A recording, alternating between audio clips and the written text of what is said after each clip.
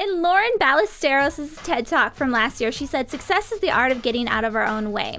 So for most young female entrepreneurs, selling is scary. So let's get out of our own way when it comes to the fear of selling authentically, promoting ourselves, marketing ourselves. Make sure that you stay tuned for this entire 30 minutes and get advice from Lauren on the subject and use the hashtag YFEchat.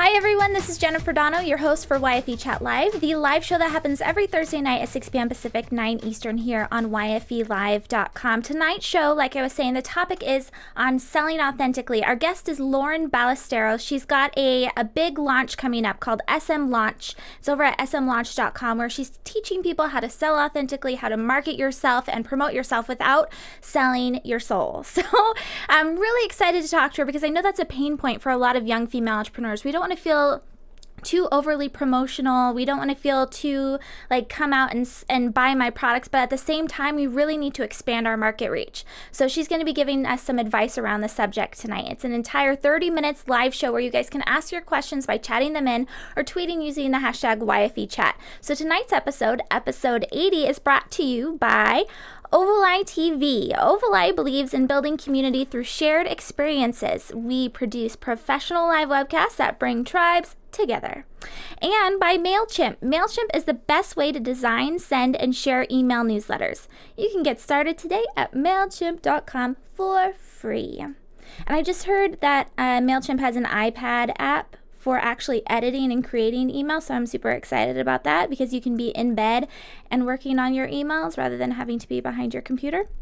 So before we bring Lauren into the show, I want to, of course, let you know a couple things that's going on with YFE.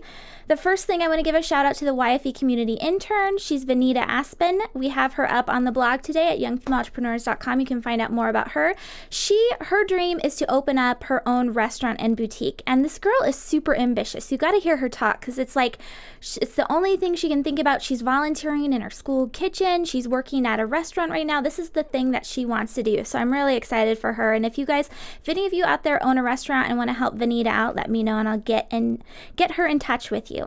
So the next thing is the action calendar. Jacqueline Jensen, who's our host of YFE Vegas Tech, she created an entire calendar for you guys. Every day there's a different action specifically for YFE. If you go to youngfemaleentrepreneurs.com/action or yfe.me/action calendar, you can grab that. It's a downloadable file. And then also follow along. If you sign up for our mailing list, you can get an action sent to you every day too. Jacqueline, like I said, she hosts YFE Vegas Tech. Yesterday, she hosted a segment or a show on the Lean Startup. Teaching Lean Startup principles with her guest, Kate Rudder. It was a fantastic presentation. Lean Startup is a really dense book. If you guys haven't read it yet, you definitely need to, but it's something that you should take time in reading through. It talks about a lot of big concepts that we should all be applying in our businesses. And so Kate breaks it down into really simple messages in the video. So make sure that you guys check that out when you can.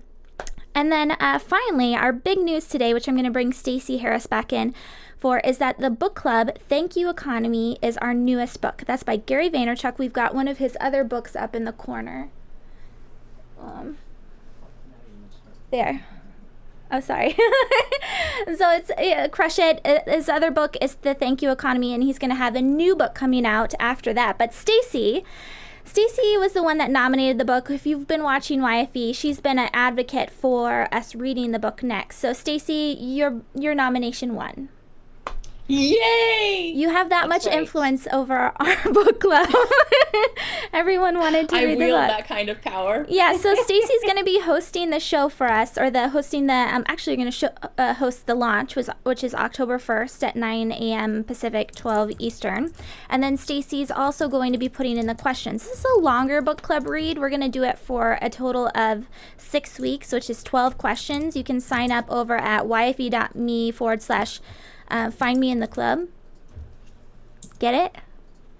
The 50 Cent song. I don't know what.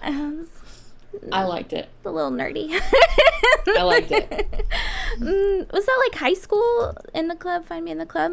Or was that after high school for me? That was like senior year of high school. I graduated in 2003. So did I. So that was like senior year of high school. All right. So anyway, sign up for the book club so that you can participate with us. It's going to be a lot of fun. Stacey, thank you so much for hosting. I'm very excited to read it. I can't wait. And you're all going to read it with us and answer the questions because I don't want to post questions and get crickets.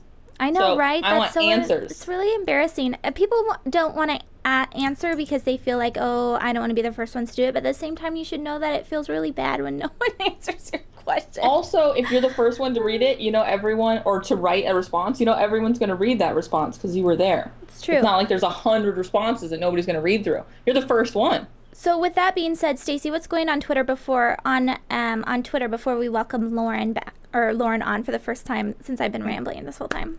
Mostly a lot of wine drinking. Oh my gosh. Oh, well, that's, with that in mind, you guys do like your wine, but it's funny because next week... Wait. You guys like your wine. Yeah. I like how you separated yourself I from know. that. I'm sorry. I enjoy wine as well.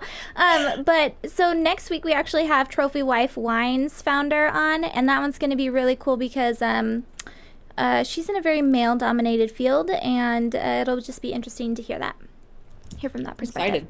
So, Stacey, thank you so much. You're going to be tweeting from YF Entrepreneur. YF Entrepreneur. And then where can people follow you on Twitter?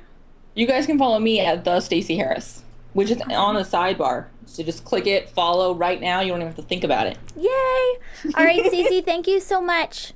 See you soon, guys. All right, so let's talk about Lauren, our guest. Lauren Ballesteros is a sales and marketing expert, blogger, and cultural entrepreneur focused on bringing authenticity into everything she touches. She loves Italy, her dog, and a good book on the beach. She just released a free 3-part series on how to land your ideal client, and you can find that at smlaunch.com. So let's hear more from Lauren. Lauren, thank you so much for being on YFE Chat Live. Dude, thank you guys. I'm so excited. This is, like I was saying, it's so professional. I feel like I'm semi-famous. So this is totally an ego booster, and I'm super excited. Oh, so thanks for having me. Well, you're welcome, and thank you again. So now, Lauren, let's dive into the first question because this is going to lead me into your bio. And hold on, can you turn Stacey down in our ears? We can hear her typing. We love you, Stacey, but I can hear you typing in my ear. So it's okay. So Lauren, when we're out at a networking event or even at a baby shower, a friend and family will come up, or even like a colleague will come up and ask us, "What do you do?" That's like the simple. That's a icebreaker question everyone asks. Now, I hear it in 2 different folds, right? I hear the one thing where you're just like short and simple, and that's what I usually do. I'm like, okay, I'm in live webcasting, and they're like, what's that? And then I dive further into it. Whereas other times I'll be at a networking event and I'll say, what do you do? And they're like, I make people feel happy. I'm like, so what exactly do you do at the end of the conversation still? So, long story short, when someone asks us, what do we do? What's the best practice, or what are we supposed to actually say nowadays when it comes to telling people what we do in a networking or just like casual environment? So for 2 things. It's going to depend on who I'm talking to. So if I'm talking to people that I have some type of relationship with, if I'm at like a family party and I know people, I'm going to be probably more casual, because when you tell someone what you do, the point isn't to you're not really acting like a billboard where you're just flashing at them. The point is to build some sort of intrigue, answer their question, and create a dialogue. So anything that to me is shorter, sort of leaves a little bit of mystery in some small way, and then it's sort of reversed so that you can actually have a conversation with them back, is a really good way. So people ask me what it is that I do, right? And I was just going to ask you, what do you do?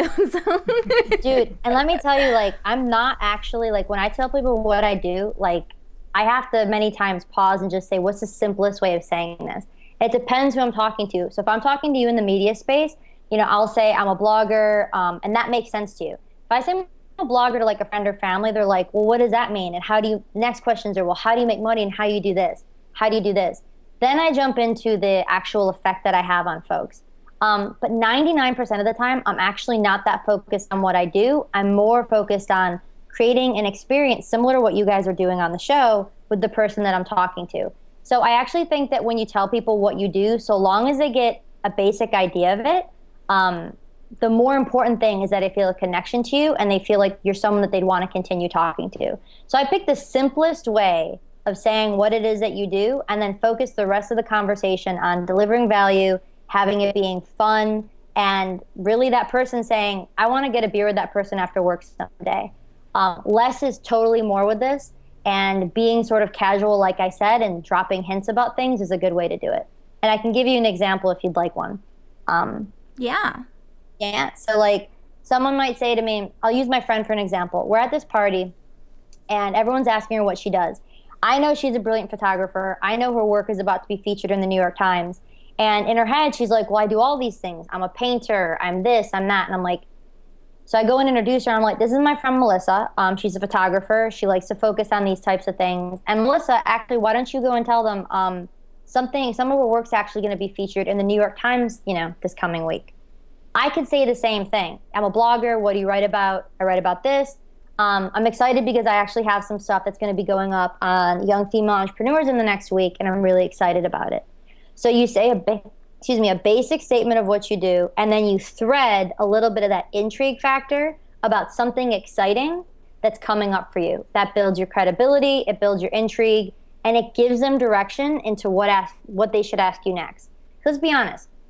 Small talk isn't everyone's favorite thing to do, and most people don't know how to do it well. So be willing to lead them and give them ways to ask you questions. That's a really good point. I love that example too. I haven't thought of that, adding the excitement part onto it, so I'll have to try that next time. I usually say what I do, and it's always awkward, like an awkward pause, and you're like, okay, what is that? And it's just, so yeah, it's a strange area. Like you said, small talk is never fun and networking is never easy. So now let's get into actually some of the ways, and I can't remember exactly how I found out about you first, but you are someone of influence. You're a thought leader in your space. You've worked with Seth Godin on projects in the past. You've dabbled in real estate. You've done all sorts of things, and you have a couple TED Talks even.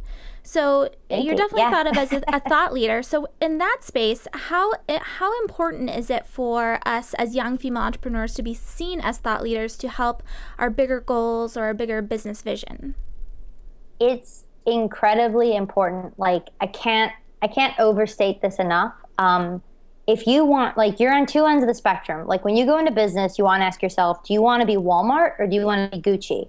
And figure out where on the spectrum you are with that.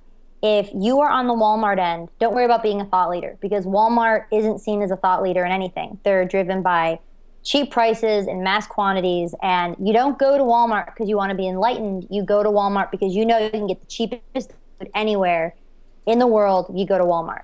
But for other people, especially female entrepreneurs, much of the time we go into service-based industries, freelancing, etc. You want to push quality.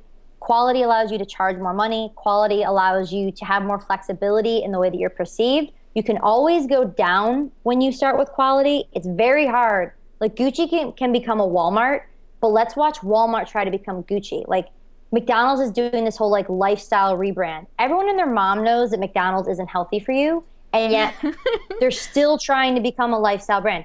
No one wakes up and says, or like at Burger King, they're showing these pictures of people catering food.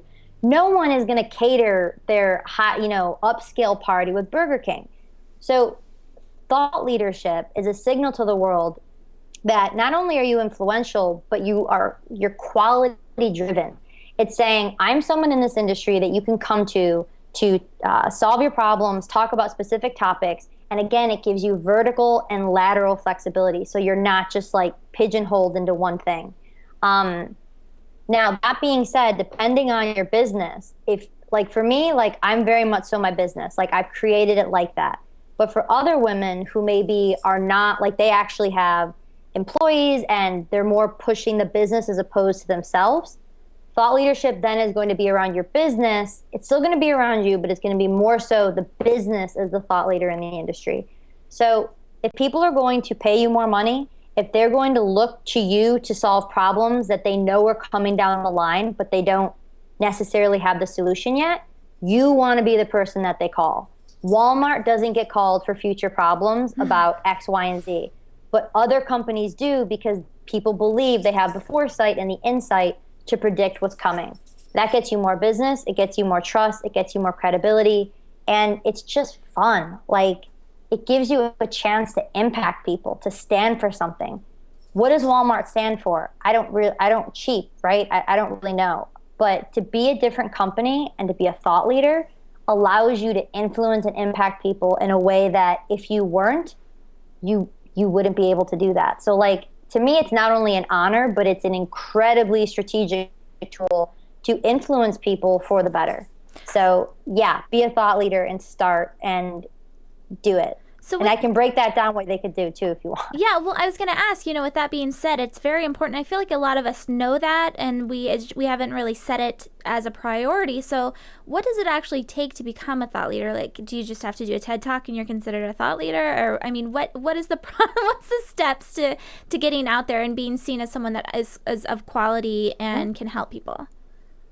So thought leadership, like if we just remove the word, I would say, like, let's call thought leader someone with a valid opinion and a smart view about things. Because thought leader is kind of this, like, what is, like, how do you become a thought leader? To be someone with a smart opinion and a smart view of things, you need to pitch yourself to media and you need to have some sort of media yourself. That means that you are showing up in industry magazines, you're showing up on shows like this, maybe you have your own sort of podcast. But the main thing is you have an opinion about the way things could and should be. You have solutions to problems that your industry is currently facing, and you're able to explain how people can go about solving those. You're willing to talk about things that other people aren't so quick to get their hands on because maybe they're afraid to. The thing about thought leadership too is, like, it's basically show up in media and be smart about it and have some credibility. And over time, people are going to turn to you because why do you go and read media? Why do you read a magazine? Why do you read a book? Why do you have a book club? You're looking to smart people who can help you live your life better, happier, more efficiently. So when you put media out there, the consumer perspective is, okay, this person has an answer. Are they always smart? No, but they're still reading it. So for you, it's an opinion. It's getting in front and out in front of people in media, whether that's speaking, whether that's writing, whether that's talking, which is the same as speaking. And it's being clear about what that opinion is. You want to be known for something, and the more you talk and the more you write, that's going to become more evident. So that's the key to doing it, and doing it over time. You don't do it just once. You do it drip, drip, drip consistently, and people learn to trust you. Well, and it's hard, I think, as young women, too, sometimes. You have to, I guess, mature in a way that you can actually own your own opinions. You can come out there and say, this is what I believe, and have the backbone to be able to defend it, to defend your opinion. And I feel like that's something you definitely do. You come out there, whether it's on your blog or your YouTube videos, and you say what your opinion is and why it is. So I think that's a great example. Now, Renata Emerson at Miss Renata, she is...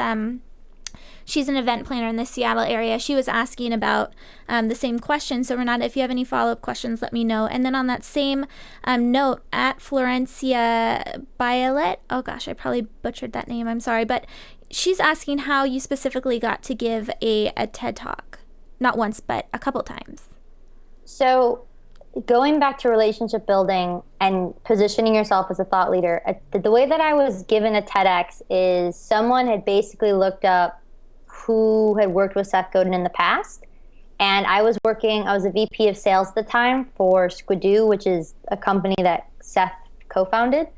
And they were in need of a speaker, and they were like, it's kind of short notice. We'll pay for you to fly out to Michigan. And can you come do it? The second time was because some people that I knew, I had attended this event, and last minute, the second one I did, I was about to fly out to Rome the day after I did this talk. They sent out an email, and they're like, to a group of women that they trusted and thought were smart, and they're like, we need a female speaker, like, what's up? First one to reply yes gets the gig.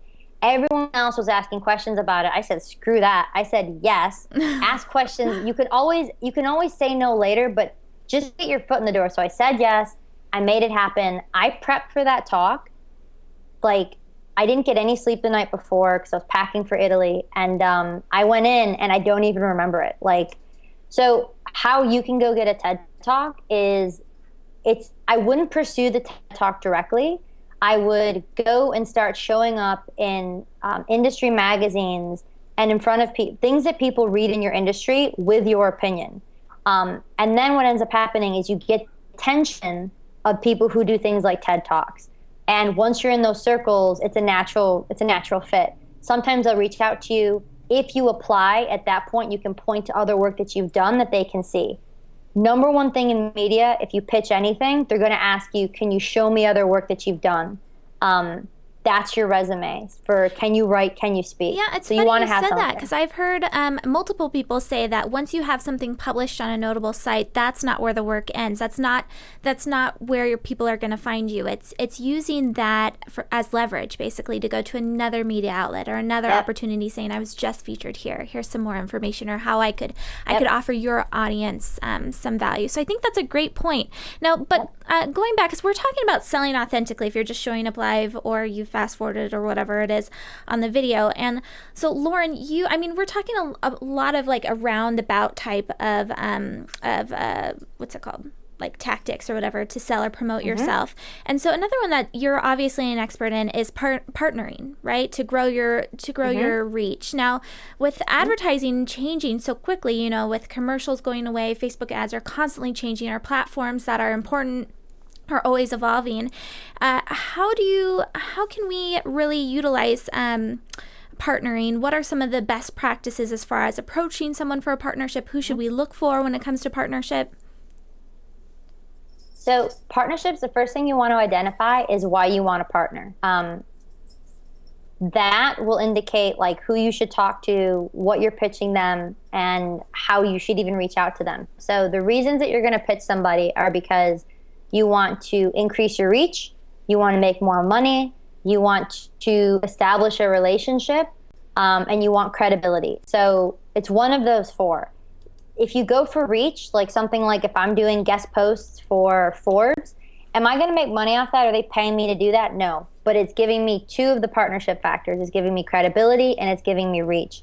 So when you partner, especially as a startup, you need to ask yourself, what is the one thing that moves the needle forward? Do I need more money? Do I need more press? Do I need more clients? Like, what is the one thing that I need? When you identify that, then that's how you go and identify partners. So if I say to someone that I know I need to increase my reach. So like for me personally, the next year is about literally teaching and doing as many of these and helping as many people as possible. Like yes to all of it. So what does that mean for partnerships for me? That means that I need to identify people who, one, are going to find value in the things that I can talk about. Two, have audiences that are going to also like it. And three, that they even do partnerships. Like I wouldn't try to partner with someone who has absolutely no history of doing anything that it is that I want to do. So like something like what we're doing right here, you continually interview people. So this is an easy sell. Like I don't need to sell you on interviewing me. I need to sell you on why I can deliver value to these incredible women. So identifying first, what is it that you want to partner for? Two, finding the partner, and you find the partner by identifying, do they currently do what you're looking to do? So like if you want to do a guest post, for example, do they do guest posts? You want to look on their website, or other people writing for them? Then the third piece is finding the decision maker and asking yourself, do I have the credibility to go and pitch this? This is a tricky question because a lot of people, the scariest thing about like being an artist or promoting yourself is putting yourself out there and the thought of someone not liking what you have to say. There are going to be people that don't like it. So when I say credibility, I'm talking about, can you point to something or someone that's in the works that shows that you are worth paying attention to? So if you want to go pitch Forbes, you find the editor, and first you get an introduction if you can. Then if you get the introduction, they need to know three things. Who are you? What do you want to talk about? And is it what we talk about? And are you going to make us look good? They gauge if you're going to make them look good by if you've written for other places. So even if you haven't written yet, mention, I'm currently in talks with Yahoo, so-and-so. Mention competitors in the space, and that immediately puts you at their eye level, so to speak. So you're no longer seen as this person with no experience. You're seen as someone that's actively in the midst of pitching people. So is that clear enough about how you would go about? Because I could go about this on for days. It's just that's like kind of the quick version of how you go about doing that. That's perfect explanation. Now, as far as partnerships goes, you've recently partnered with someone else on this project that you have. It's smlaunch.com, and her name's Sophie. Now, she has a background in real estate, right? So as far as partnerships goes, how did you guys complement each other? How did this partnership come about, and what are you guys actually doing with SM Launch? So the product is actually, it's called S&M, Sales, Marketing, and Self-Promotion. Right, yes. Yep. Sales, marketing, and self-promotion for creative entrepreneurs. And the way that this partnership came about, so the piece that I forgot that you also partner with someone for is for content. So the way that Sophie and I took a business program together, and we naturally hit it off. And Sophie is just outstandingly brilliant when it comes to sales. Like, when I tell you, like, people think I'm great at sales, she's even better. Like, she does over $1 million worth of sales in real estate a year, and she's in the top 1% of all of Toronto, of all of Canada, and even, I think, the North America, including the States. So in terms of value and bringing her messages, she knew things that I didn't know, and I had an audience. So I have reach, I know marketing, I know all of these things. So the partnership is, for me, I get to bring awesome content on top of my own to people that I ultimately want to help and sell to. And she gets the benefit of having reach that otherwise she wouldn't have, because she doesn't really have a digital presence. She doesn't know a ton about the online marketing stuff, but she's a genius at sales. And so S&M is about taking the crappiness and the horrible feelings and the drudgery and the I need to work 14-hour days mentality. Sorry, that's my dog. Luna, okay. Stop. And this horrible mentality, it's a focus on generosity, on self-care. It's totally untraditional. We did a beta test with 12 people. They absolutely loved it.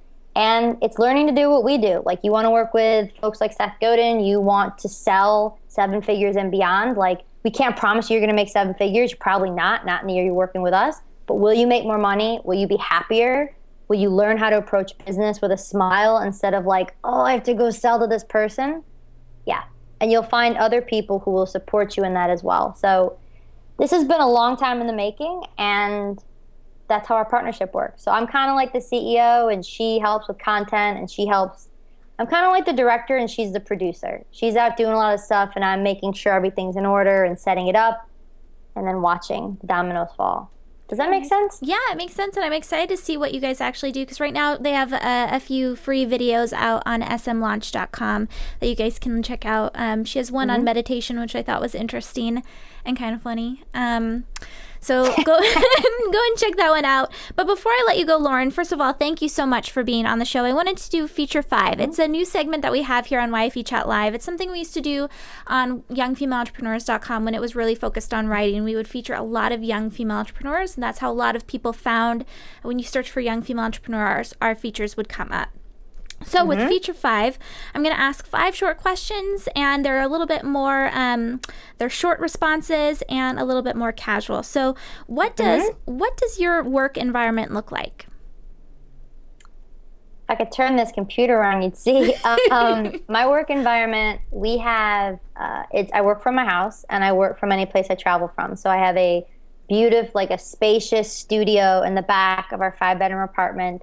That has huge windows, and I have a section to read and a section to work. It's bright, it's white, it's very clean and open. And that's sort of where I work from. And I try to actually spend very little time on the computer, just because it makes me miserable and I feel crazy at the end of it. So that's what it looks like. And I have a lot of fresh flowers, and I like to walk a lot, and I'm always sort of moving. So it's a moving office, but when I'm home, it's our studio that's in the back that I'm quickly wanting to turn into a video space, my own little like video studio. So I think everyone everyone needs to have a video studio in their home office or in their office space. Yeah. It's essential. How many of these are you going to be doing for S&M? I mean, I'm sure you're going to be doing a lot of interviews like this. This is so important. So, question 2. So, who are your female role models or mentors? I would say that, this has been a tough question because I was asked that in a different interview, and I was like, I don't know that I had to like really think about it. I'd say right now, one of them would be Sophie, my, partner for S&M launch. She is incredible at doing what she does and being so happy in her work. And that's been a huge inspiration for me, really learning to take care of yourself and make a lot of money.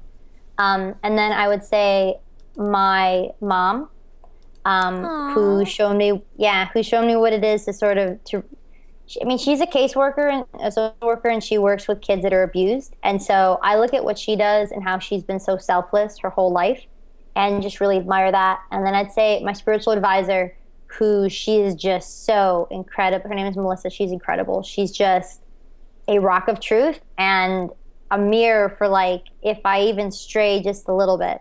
She keeps me 200% authentic.